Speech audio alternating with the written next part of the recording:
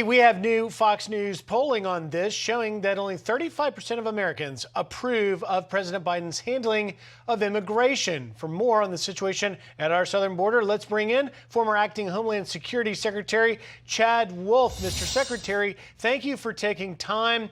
The developments here with Secretary Mayorkas, who now has a job you once held, really saying one thing behind closed doors in terms of admitting the crisis. What do you make of it? Well, I'd say the comments are really astonishing. And what it shows is that he says one thing to the American people and to Congress and something separately behind closed doors to his law enforcement officials.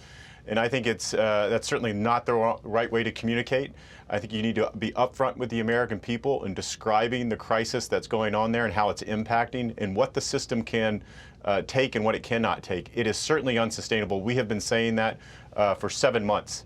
We knew this. We briefed the Biden administration coming in. We saw these numbers that were going to explode if they took down certain programs and policies that they have done. So this was all avoidable, but they did certain things for political reasons, unfortunately, at the beginning of the administration, and now we're seeing the consequences of that. Chad, you mentioned you briefed the new administration and warned them of some of these problems, but yet they continue, as recent as this week, to point the blame to say they inherited, quote, a mess that you gave them. Yeah, it's again, it's quite remarkable, some of their comments that they will say. They've blamed everyone. They have blamed the Trump administration. They've blamed hurricanes that have taken place in the Northern Triangle countries over 5 years ago.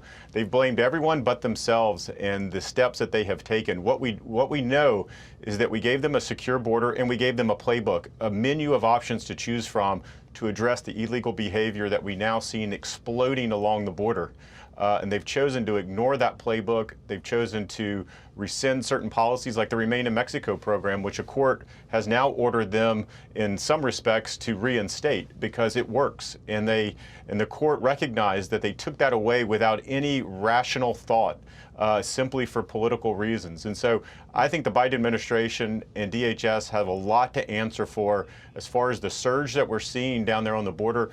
And along with that, the COVID positivity rates that we see along that border. I think there needs to be an investigation into what they knew, when they knew it, and how this unfolded over the last 7 months. Well, you put your finger on something there, Chad. Let's talk about just how unprecedented. We have never seen anything like this. Now, the 212,672 number of apprehensions in July really doesn't tell the full story. If you look there, almost 19,000 unaccompanied children, almost 83,000 are family units. The only thing close to compare it to is March of 2000, which is 220,000, but most of those, more than 80%, were single Mexican adults coming for a job. Add to it COVID. How significant is and unique is this crisis? Well, it's very significant. It's the largest and most serious crisis I think the country has ever experienced. There are similar numbers that you can point to going all the way back to 2000 as you have.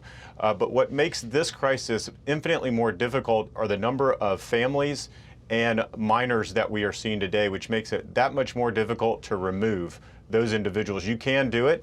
We showed that you could do it under the Trump administration. The Biden administration is choosing not to implement some of those policies. So in 2000, it was largely single adults.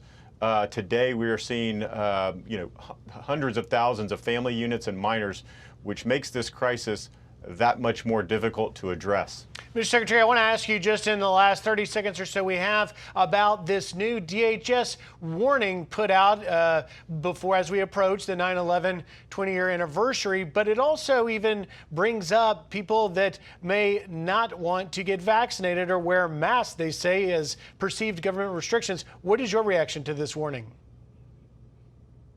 Well, I think DHS is overutilizing the bulletin to begin with. I think they've issued now 3 of them in a 7-month period. You can certainly warn about the anniversary of 9/11. I think people are always very mindful about that and mindful about certain attacks that could occur around that anniversary. But once you start talking about COVID measures and other things in that bulletin, I begin to believe it waters it down. People are not going to pay attention to it as they should if you continue to issue these every couple of months. And so I think it's right to talk about the anniversary of 9/11 and be on guard on that. But some of these other measures that they're talking about, I personally probably would not have included those in that Homeland Security bulletin. Former acting DHS Secretary Chad Wolf, thank you very much, sir.